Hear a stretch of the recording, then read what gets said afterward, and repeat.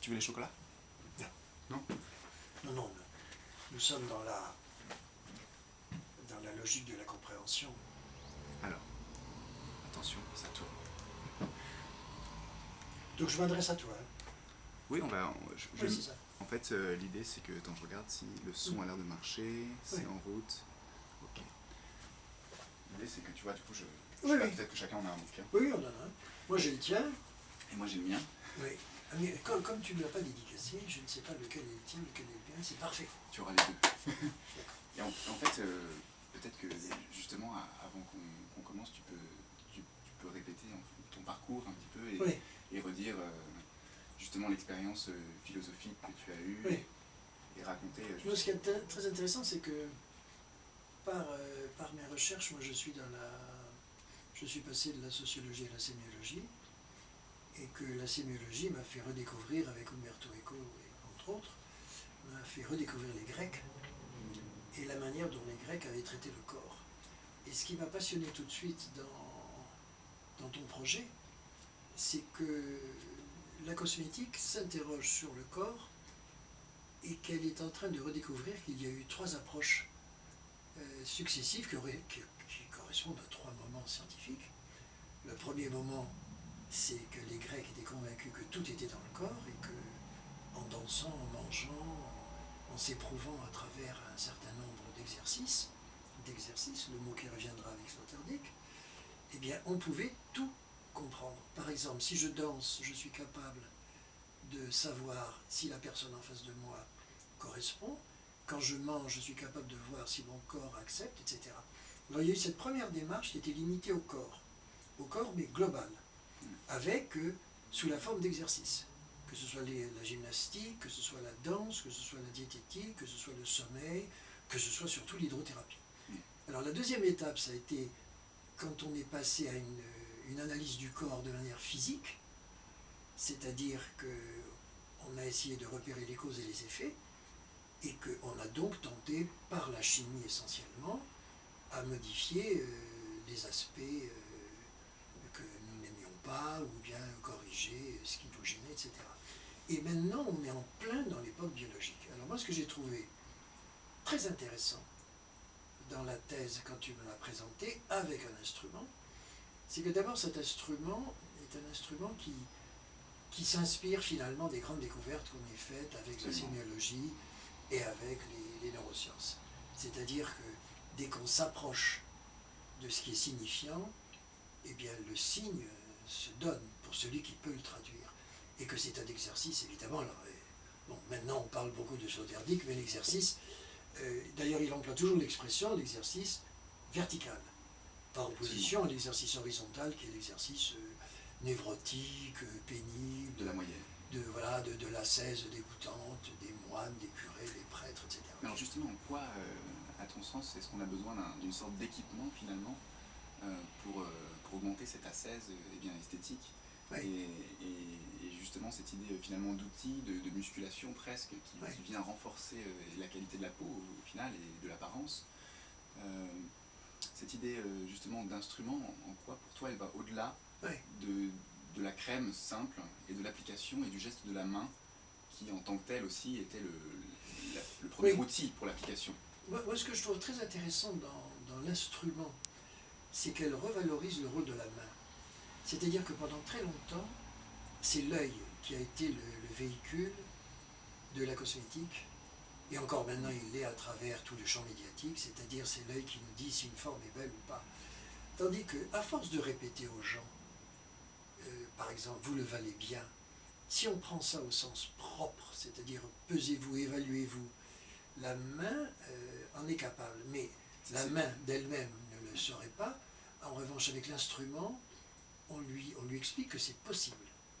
Donc la main me fait tout à fait penser à Leroi-Gourhan, qui se trouve, lorsqu'il est en train de chercher comment vivaient les gens de la préhistoire, comment peut-on les comprendre? On n'a aucun document, on n'a rien. Si on a la main, on a leur main. Et on repart de la main, on revoit comment la main invente l'instrument, et à partir de là, on peut tout redécouvrir. Alors qu'en effet la cosmétologie soit à l'heure actuelle un des champs privilégiés de ça, mais on pourrait, par exemple dans les sciences médicales, on voit toute l'analyse de la douleur quand on demande aux gens, avec la médecine chinoise, on prend des petites poupées, on leur dit, voilà, vous touchez la poupée, vous touchez avec l'instrument que représente la poupée, et vous dites exactement là où vous avez mal. Et les poupées sont de plus en plus petites, comme les poupées gigognes, de façon à pouvoir dire, j'ai exactement mal là. Donc le diagnostic, c'est moi qui le fais. Vous le valez bien. Il y a cette idée du poids qui est très importante, même dans ce que tu répètes avec vous le valez bien. Oui. Cette idée où on doit justement oui. eh bien, savoir s'évaluer soi-même c'est ça. À sa oui. juste valeur. Oui.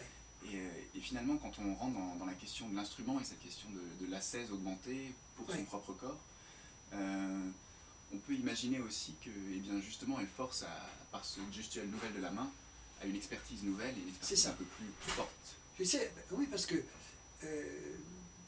on peut prendre les gens qui vont tout naturellement dans un magasin pour acheter un produit de cosmétologie, tout naturellement, il se fixe sur des aides qu'on lui a données, qui sont des images médiatiques, et puis les grandes formules que le marketing est capable d'inventer.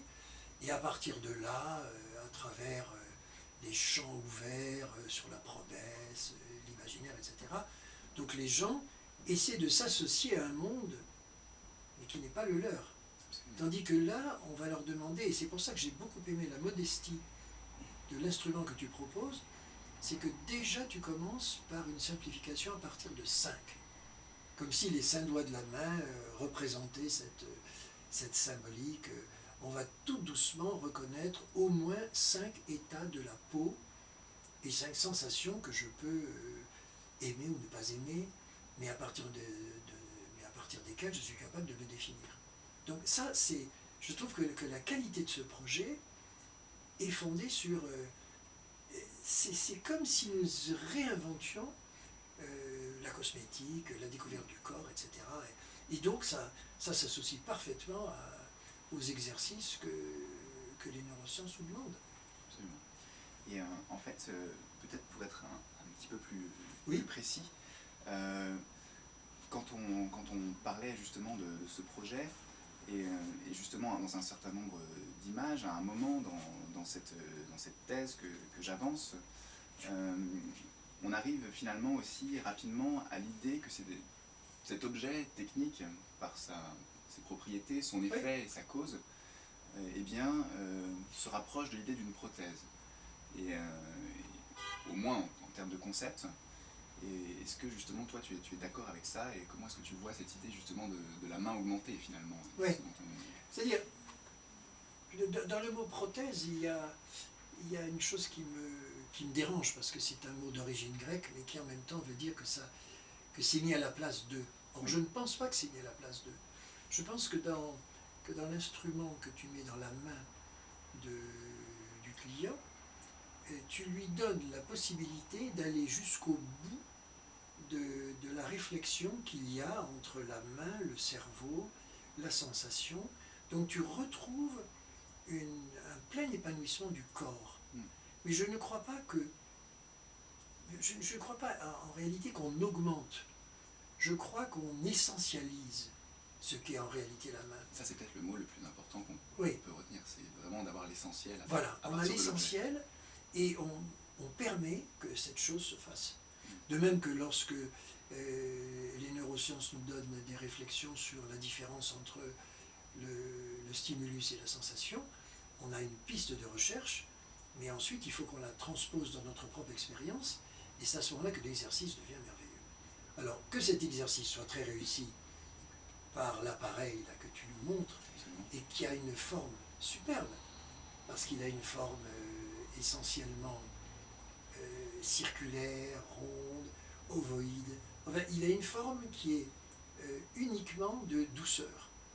Et que cette douceur va venir, puisqu'elle indique même que l'approche du corps implique la douceur, et à partir de là, on va tenter d'aller un petit peu plus loin. Mais à mon sens, c'est cette essence-là que nous pouvons découvrir grâce à ça. Et je trouve que c'est ça le miracle. C'est très différent de l'appareil photo qui nous montre de manière statique ce que nous sommes, même un film. Qui capture une réalité. Qui capture.